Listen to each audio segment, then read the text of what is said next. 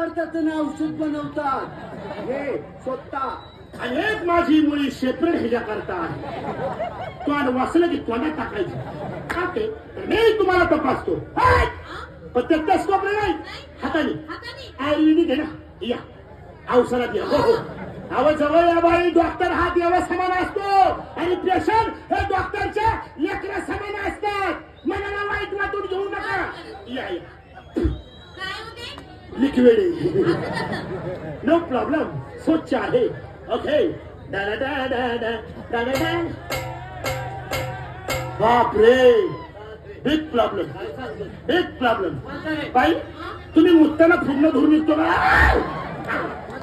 निघतो थंडी का धूर निघतो का नाही म्हणाले सांगा बरं. मी मुतल्यावर जाळच निघतो.